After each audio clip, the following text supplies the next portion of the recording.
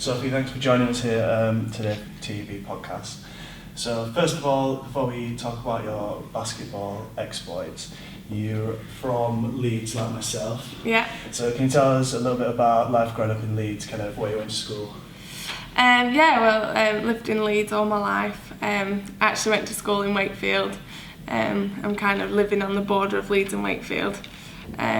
Spent all my life at school in Wakefield. I went to Wakefield Girls High School. I loved it there. I love it in Leeds. It's a great city, and I think it promotes sport as well massively. So. And talk about sport. Did you do many sports growing up? What were you into? At school, sport was encouraged from a really young age. So I played everything that I could really. I've got a really sporty family. My dad was a professional golfer, and my granddad's been various things and is always involved with sport. So I was always brought up to be sporty. Netball was my main sport, but then I played tennis, hockey, did a bit of athletics as well. So sport was everything that I did in my spare time. Did you play for the school teams, presumably? Yeah, school teams, we went to national finals. I went every year that I played, so whether that was under 14s, under 16s, under 18s. So that was for netball and hockey. And then I played for club teams as well for netball. Outside of sports, what did you do? What do you still do outside of the sporting arena?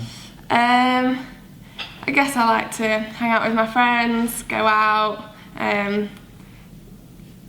Just the usual. The usual. Stuff without getting yourself So let's talk about, obviously, is it 2010 that you had your accident? Yeah. So do you want to just tell us a bit lead up to kind of how that occurred?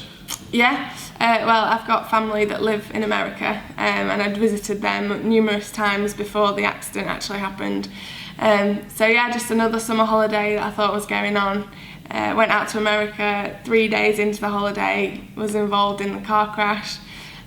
We'd been just at this girl's house, and we were just driving away from there and going to get some food, any normal day, it was an accident, when the driver was obviously driving too quickly and just went straight into a tree.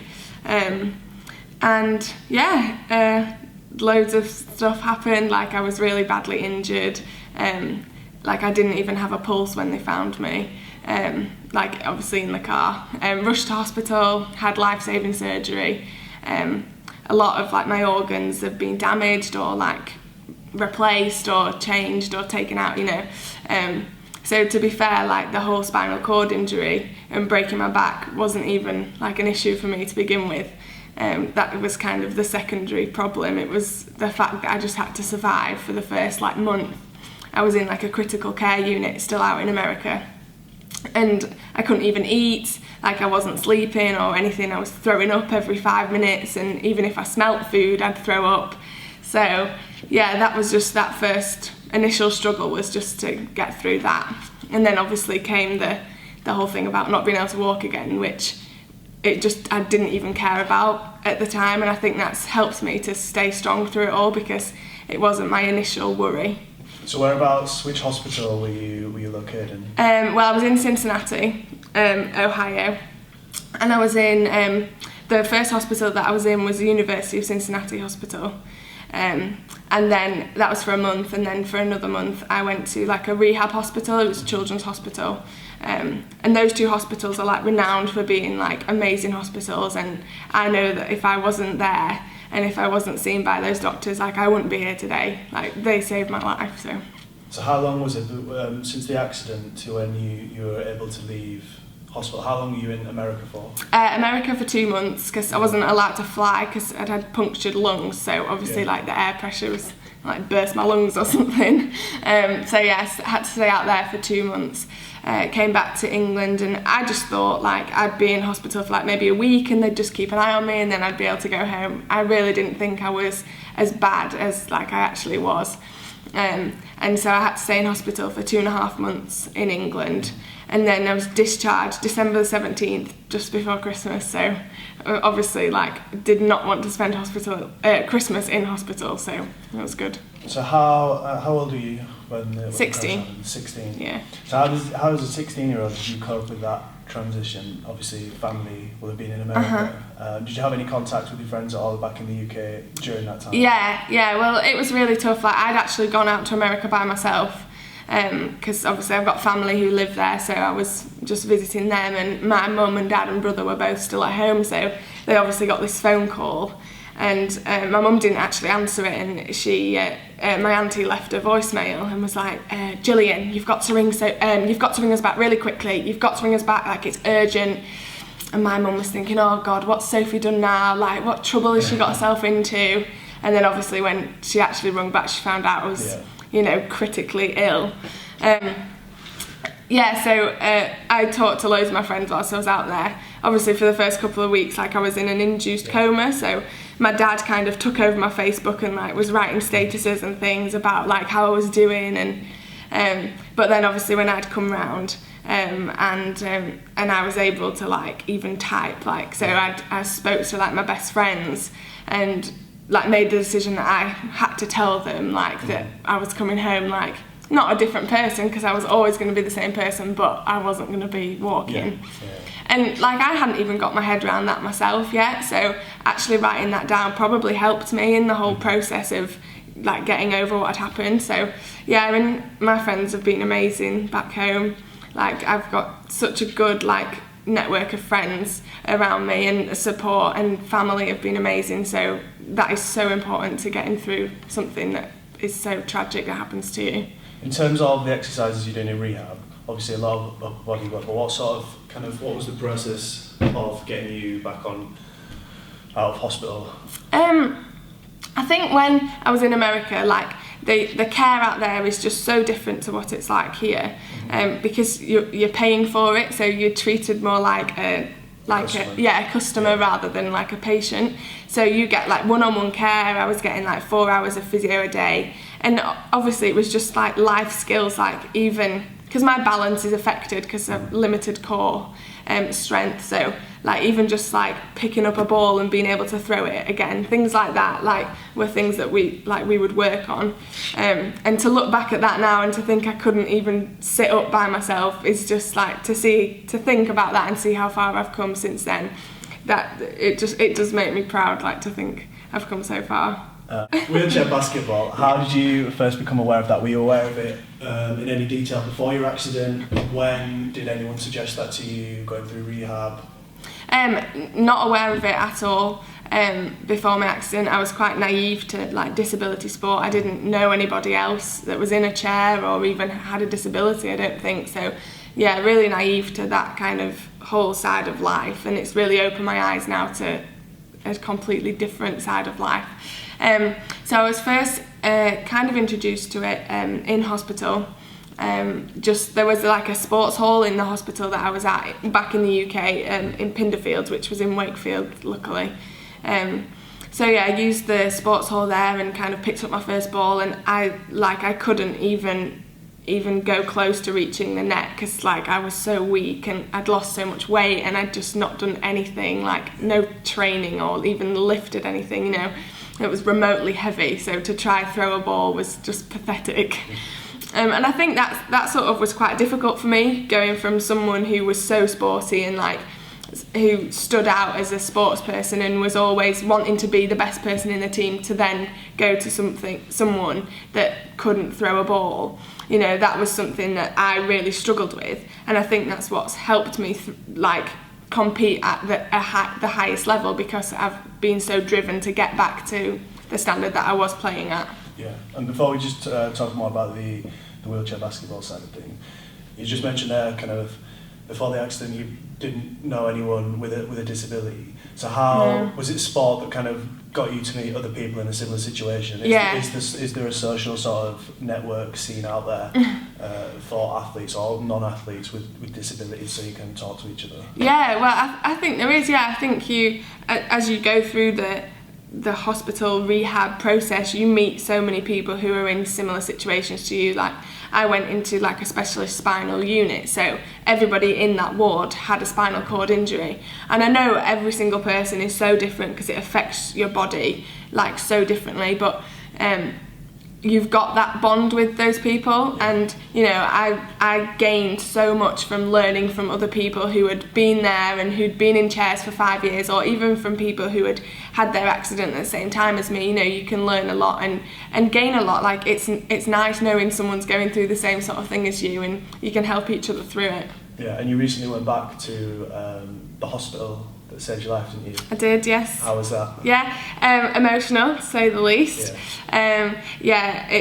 It just gives me goosebumps. Like even now, like the people there, I wouldn't be here if it wasn't for them. So I'm eternally grateful for what they did, and they're just amazing surgeons there. And were they all there? Same. Yeah. So I met like the guy who, I didn't even know this, but who first initially like assessed the situation. And obviously I'd never seen him before, but he was the first guy who saw me, who decided what to do, and I was like straight obviously in the lift or elevator straight to the operating room because I was internally bleeding and stuff, so they needed to get me there ASAP. So talking about kind of the gap between your accident and going back to see the guys that saved your life, how have you been able to progress so rapidly through the player pathway and now represent the GB Coyotes? Well, I first started playing basketball in September 2011 for Leeds Spiders, so local team. And to be honest, when I first played, I just hated it because I was so terrible. Like I couldn't dribble, I couldn't even catch the ball, I was so uncomfortable in a chair because everything was just so new. And like as a 16-year-old at that, or 17-year-old at that point, like you don't expect to have to learn such a thing, like you know, that's so new to you. So I really struggled with it to begin with, but obviously the mentality that I have of just persevering and like I'm so determined to achieve, that made me continue. So yeah, I played for them for a year, was involved in various things like junior league, and obviously I played in what was their Division 3 team at the time. And obviously a lot of people come to the games, your name kind of gets spoken about, like, oh, there's a new player, and oh, she's a one-pointer and things. And I think I got scouted, I guess, like at a junior league, and I was asked to go to one of the women's like development camps. So that was in the Easter of 2012. And went there, had a great time, like learnt so much that camp. Didn't really think much of it, like didn't think I'd even have a chance at being invited to like one of the actual women's camps. But I did after obviously the London Paralympics. I got invited to be part of the team, to go to their camps, and at this point it was like once a month or once every 2 months. You know, we didn't have this centralised programme that we've got here now at Worcester. And got to know the team, fitted in quite well, I hope. And then in the June of 2013 I was selected to represent Great Britain for the Europeans, so that was my first international tournament and we got a bronze medal. So how was that, reflecting back on that, what was that experience like? It was like an amazing experience for me. So obviously even before my accident I'd never experienced playing internationally, and I would have never thought I'd have been able to compete internationally any sport. You know, I loved sport, but playing at that level was just an insanely far away dream for me. So to actually look back at that and think, wow, like I've represented my country and no one can take that away from you. That's a really great feeling, and I know that from now I'll just continue to progress because there was 2 new players in the team, and so I mean I didn't get an amazing amount of court time because there's so many much better players, and obviously they're going to play them to win the bronze, you know. But to experience the atmosphere there and experience a couple of minutes here and there on court was great, and I know I can take that now hopefully to the World Championships in June if I'm selected. And obviously I'm wanting to increase my court time and be more of a viable player. And you've mentioned a few other tournaments there, but what are some of the experiences that stand out, some of the trips you've been on as part of the GB setup already that stand out for you? Well, it would have to be the Europeans, because I came away with a bronze medal. We all after the Europeans, we played in the under 25 Europeans, and I think that was a really good tournament for me because I got a lot more court time because obviously it's under 25s and that's the up and coming team. You know, that's the future team, and to get a really good taste of what that is like and what that's going to be like for the up and coming years.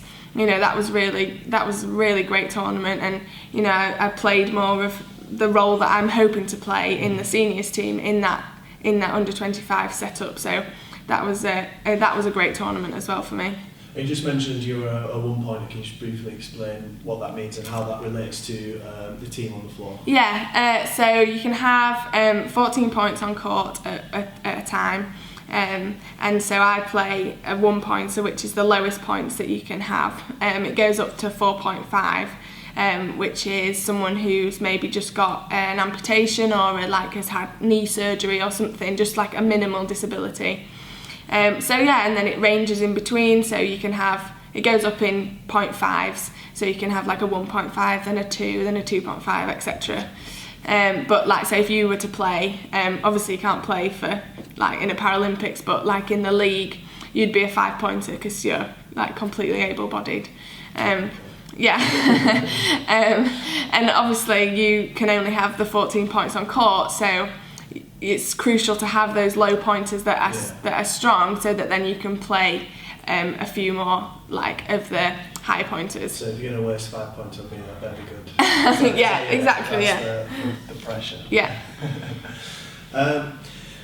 So obviously Rio 2016 is what everything's building towards at the moment. But before then, you've got next week you're off to Switzerland. Can you just talk a little bit about that, why you're going over there? Yeah, there's a tournament that runs every year, and I think GB have been involved in it for a couple of years now. It was actually my first tournament with GB last year, so it's quite sentimental. And I'm really happy that I've been selected again. And it's Euro Cup, which basically is all the best league teams from different European countries come together and play against each other. So then, therefore, you have the finals, and then you have the best team in Europe, pretty much. It's a great tournament for the girls to play in because we're playing against such strong male teams. And when we can compete against them and we can play our offense against them, and go up against such strong defence, then when playing against the international women's team that we will be playing against, it's not going to be as strong, or it's going to be equally as strong. So it's really good for us to get that sort of experience playing against such strong teams. And what's the aim for next week in terms of results? I think maybe to win one, maybe. It's more about the experience. Yeah, it is, definitely. And just because we're experiencing so much that's new as a team, I think to be able to put that on the floor and to play a couple of games over the weekend, and just build our confidence and get that experience, So in terms of the team as it's constructed now, is it, obviously you're saying it's quite a young team, a lot of new players. Who's sort of the elder statesman of the team? Who's the guiding force? Is it coach, or are there some players that you kind of the newer guys look up to? I think, well, personally, obviously I think I look up to people who are a similar classification to me. So someone like Claire Strange, I can learn so much from her because she's been through it, and she started pretty much in the exact same position as I was, and she's had all the different chairs, and she's tried all the different techniques, and I can learn a lot from someone like her. But I think you can learn a lot from anyone. Even the new players coming in, they bring so many new things to the squad that even the older players can learn things from us new guys. So obviously the Euro Cup, it's all about the experience. But looking forward to Rio, what are the kind of ambitions for that? Is it to medal? Is it to improve on London 2012 as a squad? How competitive is wheelchair basketball on the women's side internationally? I think it's massively competitive. I think there's so many teams that are up there that are fighting for that medal position, and we are definitely one of those teams. With our new coach Miles and the new setup that we've got here at Worcester, I think we've got such a good chance to medal in Rio, and I'd love to be a part of that. That is obviously my ambition, that's my goal, is to be selected to go there. And yeah, as a team I think we have massive potential to get a medal. Is it quite competitive in the squad with players going up against each other in training? Is it an atmosphere that obviously you're going against each other, so you're both improving one-on-one? Is it that sort of atmosphere in training camp when you're on the court? Mm-hmm. Yeah, definitely, because there's 4 people going for my spot really, and it might be that they'll take 2 1-pointers, but they might only take 1. So yeah, and the more you fight for that space, that spot, you know, the more the other person's going to fight for it, and that's constantly making each person better, and that's always going to make the team better. So the more fight that we all bring to each training session, and the more aggression and the more intensity that we put into those training sessions, the better we're just going to get as a team. So obviously we're at Worcester University, the University Arena. What brought you here? Because you're studying at the university as well. Yeah. So I came here because I heard obviously that they were planning on having this as the base for basketball, and to centralise here, and for this to be where all the training takes place. So I'm glad that they actually did choose here, because I'd applied here and accepted already. So I didn't really have a choice if they then decided to be somewhere else. But yeah, so it's a great place, and the arena's fantastic, and it's such a great place for us to train. The facilities here are they're improving all the time, and I think us as a team, that can benefit us so much. I heard the staff are pretty good as well. Oh yeah, they're all right. And there's the University Championships on Sunday as well, the first ever one here. There's a few teams coming down. How big a step do you think that is if we could get wheelchair basketball as a Bucks recognised event and get more kind of people in higher education playing? How beneficial would that be to the system as well? Yeah, I think that's massive, and I think it's an amazing thing that we've got this championships on Sunday, because I think it's just going to get bigger and bigger from now on, and that's in place, and more teams are going to want to play, more teams are going to want to be involved, because as soon as you play wheelchair basketball, you just want to carry on and you just want to get better. And it's exciting for able-bodied players to play it as well, because it's something different, and it's so difficult for them, because having to push and dribble at the same time, you know, that's a challenge for a lot of people. I don't want to put the pressure on, but you are the favourite team. So are you going to win? Yeah, we better do. No pressure or anything, but... Absolutely. And what I was going to speak to you kind of about now is, how is day-to-day life in Worcester? How do you find it getting around? Because obviously University Arena built with an all-access purpose in mind, so like you said, brilliant facilities here, but what's kind of Worcester like compared to Leeds? Maybe how have you found getting around? Yeah, well, to be honest, Leeds is a great city, but the high street is on a hill. So when you've got loads of shopping bags, that's a nightmare. So Worcester's better in that sense, although the shops might not be better. There's no yeah, high street. not as good shops, but the high street's flat, so that's important. And the uni itself, like, that's great. Like, some of the things that, like, Worcester have thought of, I wouldn't have even told someone to think of, like, about accessibility. Such as what? Can you give me an example? Like, even just like automatic doors, because like I wouldn't have even said that I needed that, you know, and like I don't, but that's a big thing, like just to have the door automatically open for you. That really helps people in chairs, especially if you're carrying your laptop or you've got a coffee or something, you know, like that helps. And so it's things like that the uni have obviously thought of that helps massively.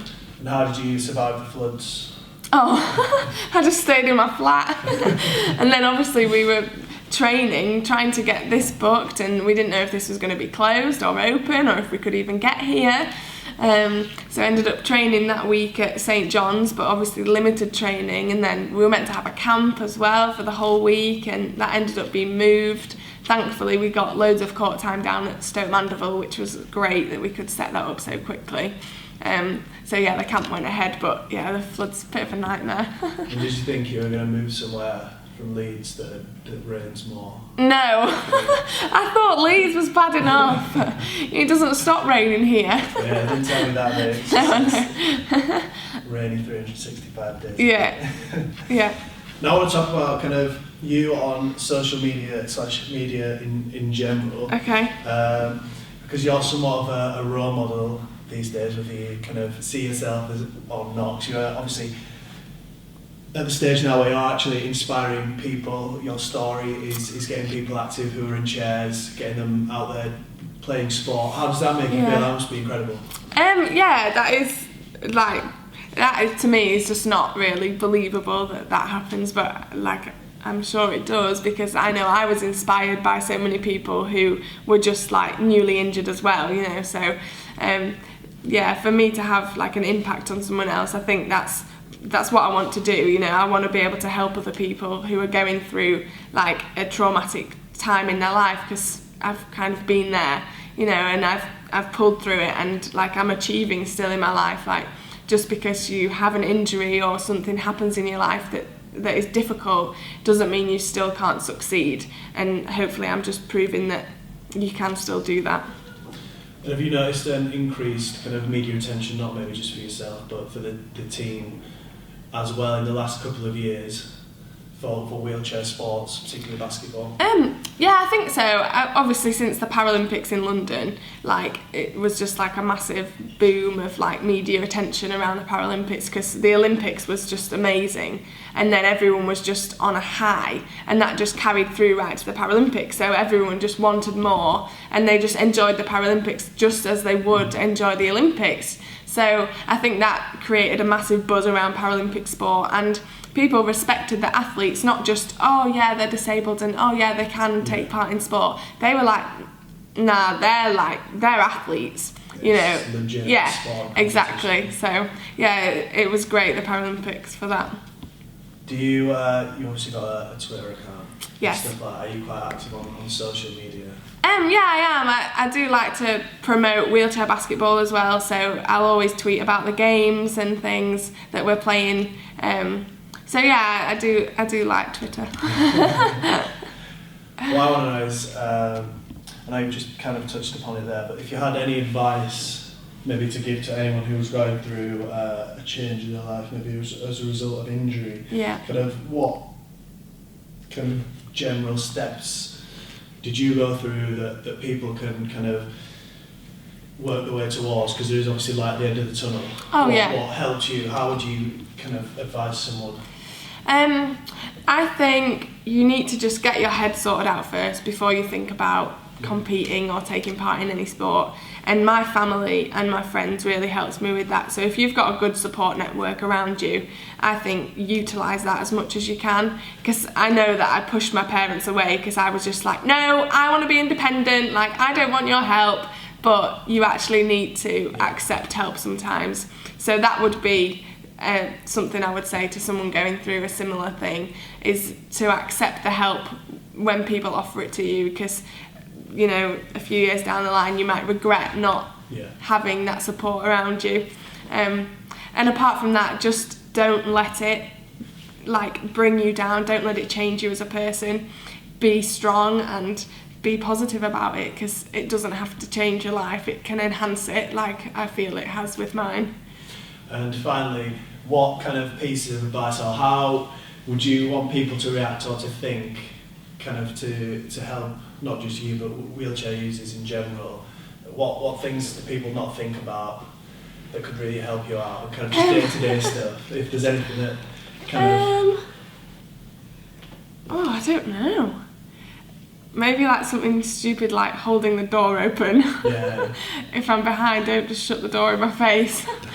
Or people do this all the time, like they think that I'm like much bigger than I actually am, like because I'm in a chair, they assume that they assume that like I need like a lorry size like gap to get through, so people will just like jump out the way and they're like, oh my god, she's in a chair, you know, I need to move like miles away from her. No, like it's just a normal like size.